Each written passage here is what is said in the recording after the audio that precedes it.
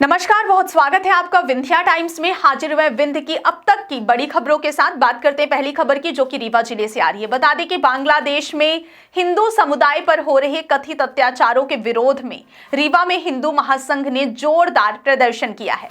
शहर के व्यस्त शिल्पी प्लाजा चौक पर संगठन के कार्यकर्ताओं ने बांग्लादेश के प्रधानमंत्री का पुतला दहनकर अपना आक्रोश जताया। प्रदर्शन के दौरान हिंदू महासंघ के जिला अध्यक्ष संजीव सोनी ने कहा कि बांग्लादेश में लगातार हिंदू समुदाय को निशाना बनाया जा रहा है। उन्होंने आरोप लगाया कि वहां हिंदू अल्पसंख्यक खुद को असुरक्षित महसूस कर रहे हैं, जबकि बांग्लादेश सरकार इस पूरे मामले में मूक दर्शक बनी हुई है। हिंदू महासंघ के कार्यकर्ताओं ने शिल्पी प्लाजा चौकी के पास नारेबाजी करते हुए बांग्लादेश सरकार के खिलाफ विरोध दर्ज कराया है। इस दौरान बड़ी संख्या में संगठन के पदाधिकारी और कार्यकर्ता मौजूद रहे। हिंदू महासंघ ने भारत सरकार से मांग की है कि बांग्लादेश में हिंदुओं पर हो रहे अत्याचारों को रोकने के लिए कूटनीतिक स्तर पर सख्त कदम उठाए जाएं, ताकि वहां रहने वाले हिंदू समुदाय को सुरक्षा सुनिश्चित की जा सके। क्या मामला? ये पुतला है बांग्लादेश के प्रधानमंत्री का।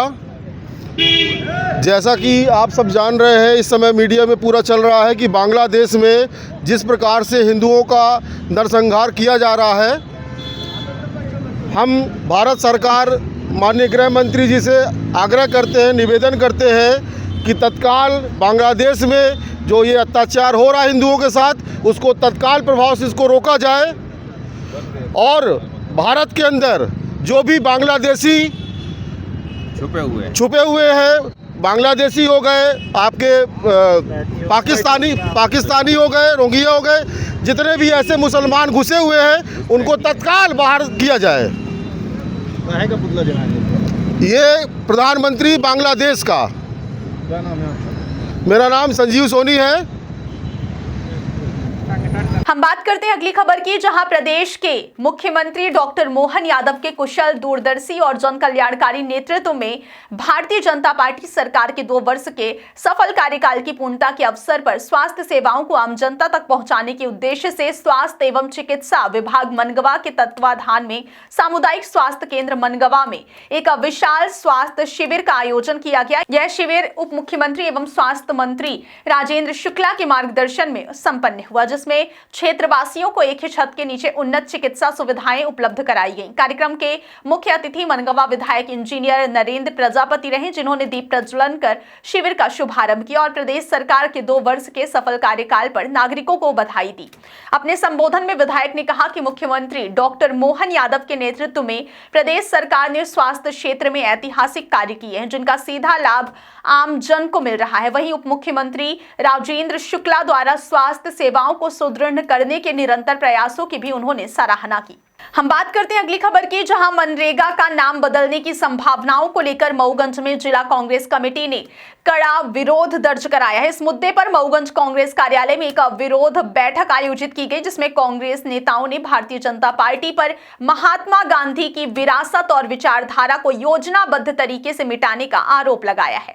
बैठक को संबोधित करते हुए वक्ताओं ने कहा कि महात्मा गांधी केवल भारत ही नहीं बल्कि पूरी दुनिया में सत्य, अहिंसा और जन कल्याण के प्रतीक हैं और पूर्व प्रधानमंत्री डॉक्टर मनमोहन सिंह की सरकार द्वारा लागू किया गया महात्मा गांधी राष्ट्रीय ग्रामीण रोजगार गारंटी अधिनियम ग्रामीण गरीबों को रोजगार देने और गांधी जी की ग्राम स्वराज की परिकल्पना को साकार करने का सशक्त माध्यम है। कांग्रेस नेताओं ने कहा कि आजादी की लड़ाई के दौरान गांधी जी का सपना था कि गांव आत्मनिर्भर बने और ग्रामीणों को अपने ही क्षेत्र में सम्मानजनक रोजगार मिले, जिसे मनरेगा ने जमीन पर उतारा। लेकिन अब भाजपा इस योजना के नाम से गांधी जी का नाम हटाकर उनकी सोच को खत्म करने की कोशिश कर रही है, जिसे कांग्रेस किसी भी सूरत में स्वीकार नहीं करेगी। कार्यक्रम पूर्व विधायक सुखेंद्र सिंह बन्ना की अध्यक्षता में आयोजित हुआ, जिसमें जिला कांग्रेस अध्यक्ष हरिलाल कोल, अल्पसंख्यक कांग्रेस अध्यक्ष शेख मुख्तार सिद्दीकी, वरिष्ठ नेता विश्वनाथ मिश्रा सहित कार्यकर्ता और पदाधिकारी मौजूद रहे। बैठक के अंत में कांग्रेस नेताओं ने चेतावनी दी कि यदि मनरेगा के नाम से किसी भी प्रकार की छेड़छाड़ की गई तो कांग्रेस सड़क से सदन तक आंदोलन करेगी और महात्मा गांधी की विरासत की रक्षा के लिए संघर्ष जारी रहेगा। आज आप लोगों के द्वारा विरोध प्रदर्शन किया जा रहा है। विरोध प्रदर्शन ये जो गांधी जी ने जो लेके गरीबों को चले और लड़ाई लड़ रहे हैं, और मनमोहन सिंह जमाने में नरेगा जो आदिवासी पिछड़ों को, हर गरीबों को निकला, तो वो ये सरकार बंद करना चाहती है कि हम गरीबों को जीने नहीं देंगे। यही गरीबों से वो सरकार बनाती है, यही गरीबों को जीने नहीं दे रही है।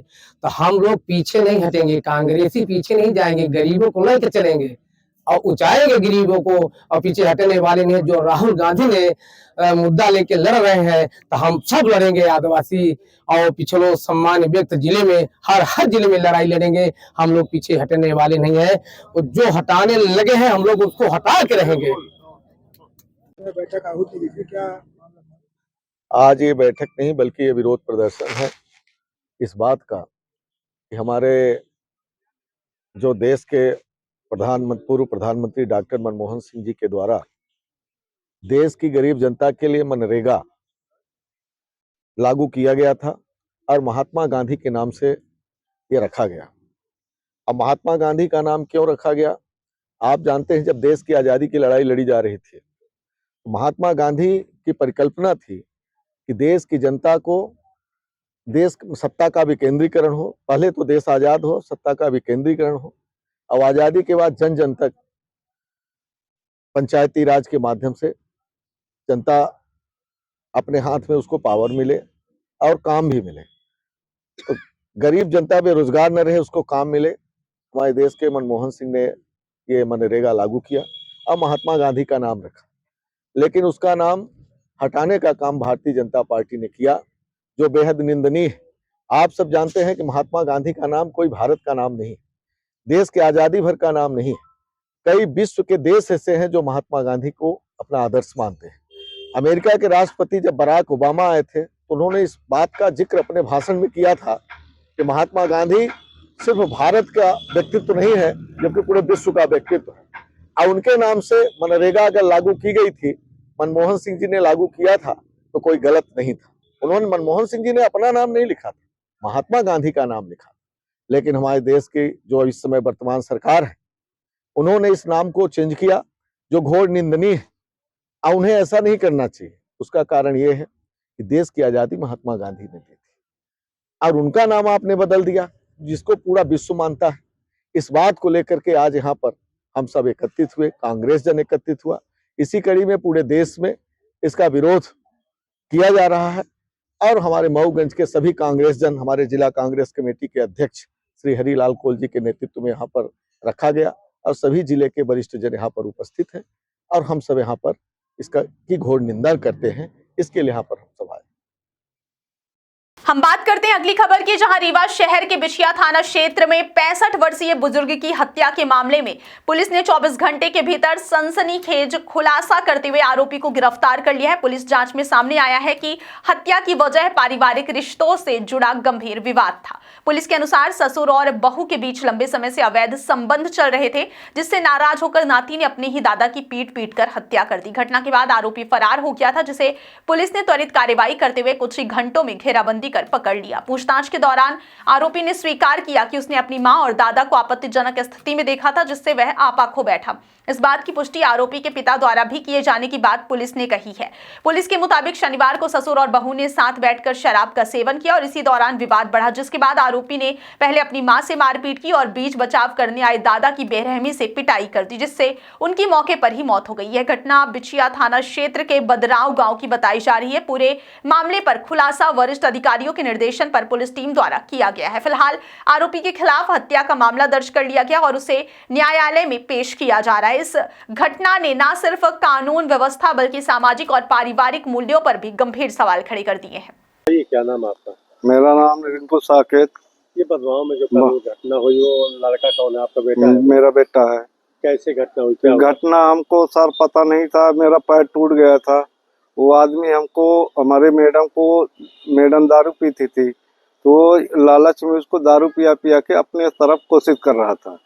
लालच में वो बर्दाश्त में लड़के पा गया तो मार दिए, तो क्या कर सकते। लड़का कैसे देखा था? क्या बात? लड़के चढ़े ऊपर देखे था, मतलब अवैध संबंध में देखा था। बर्दाश्त में देखा तब वो हाथ उठाया है। तो ये हमको सर पता नहीं है। ये बहुत हमारा अगले साल नए साल में पैर मेरा टूटा था, तब से वो हमारे घर में मौका पाके ये मैं काम कर रहा था। अब कि मैं 1 साल से वैसा हाँ 1 साल से संबंध था, जो कि मैंने उसको वर्जा था कि मेरे घर पे ना आओ, बच्चे जवान हैं, काल काला कुछ हो जाएगा तो मेरे बच्चे फंस जाएंगे। तो आज वही हुआ सर। इस बारे में कभी आपने अपनी पत्नी से बात किया था? पत्नी ऐसा क्यों कर रही है? वो हमको बताई नहीं, आज बताई है कि वो मेरे को ऐसे कर रहा था। वो हमको बताना चाहिए तो मेरे मैडम को, मगर घटना की बात बताई। ये मेरे घटना के बाद बताई है। हाँ। अच्छा, कल जब बच्चा अंदर गया तो बच्चे ने अभी आपसे बताया होगा? हाँ बताया कि मैं गलत करने पाया था। गलत करके? हाँ गलत करने पाया था तब ये काम किया। कहीं तो मारता न था। हाँ ससुर, चाचा ससुर है मेरे, जो कि मैंने उसको मना किया था कि सर हमारे घर ना आइए। आपके बच्चे क्या नाम है? हमारे बच्चे का करण नाम है। करण साकेत जी, हमारे 4 ठे बालक हैं।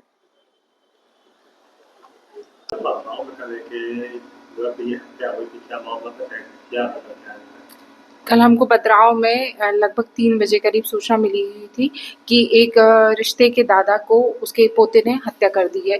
सूचना पर हम मौके पे पहुंचे, हमने देखा कि वहाँ पर जो दादा है उसकी बॉडी पड़ी हुई है। तस्दीक की तो पता चला कि ये जो आरोपी है, आरोपी की माँ और जो रिश्ते का दादा है वो एक कमरे में बैठे हुए थे। कमरे का दरवाजा बंद था, जिस कारण से शंकावश लड़के ने गुस्से में आकर पीट के दादा की हत्या कर दी थी। पहले भी इकरार जताया जाता था? जी, पहले भी मना किया जाता था लड़की के द्वारा। आरोपी पकड़ गया है।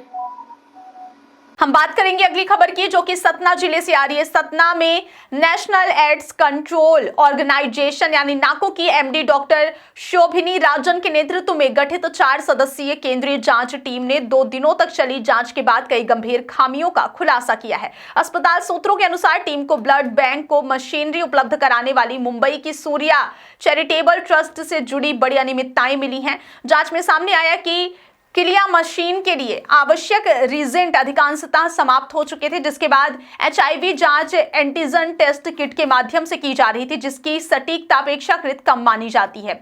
इस पर नाको अब यह निर्णय लेने की तैयारी में है कि रीजेंट उपलब्ध न होने की स्थिति में एचआईवी जांच के लिए एंटीजन किट का उपयोग बंद किया जाए और उसकी जगह एलाइजा पद्धति को अनिवार्य किया जाए। हालांकि सतना जैसे मझोले शहरों में एलाइजा टेस्ट में दक्ष वरिष्ठ लैब तकनीशियनों की कमी भी सामने आई है। जांच टीम ने स्पष्ट निर्देश दिए कि किसी भी डोनर से रक्त लेने से पहले कड़ी स्क्रीनिंग अनिवार्य की जाए। जांच के दौरान यह भी पाया गया कि ब्लड बैंक और integrated counselling and testing centre के बीच समन्वय की गंभीर कमी है। आईसीटीसी एचआईवी संक्रमित मरीजों का रिकॉर्ड रखती है, लेकिन ब्लड बैंक में जांच के दौरान किसी डोनर के एचआईवी पॉजिटिव पाए जाने की जानकारी आईसीटीसी को देरी से भेजी जा रही थी। इसे गंभीर मानते हुए टीम ने रोजाना रिपोर्ट साझा करने के निर्देश जारी किए हैं। इसके अलावा केंद्रीय जांच दल को बिरला अस्पताल के निजी ब्लड बैंक में विभिन्न रक्त समूहों का लगभग 50 दिन पुराना रक्त स्टॉक भी मिला, जबकि नियमानुसार 42 दिन से अधिक पुराना रक्त संग्रहित नहीं किया जा सकता।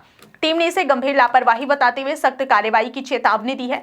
अधिकारियों ने कहा कि यदि समय रहते खून के अवैध कारोबार और लापरवाही पर लगाम नहीं लगाई गई तो संक्रमित रक्त से मरीजों तक पहुंचने का खतरा बना रहेगा।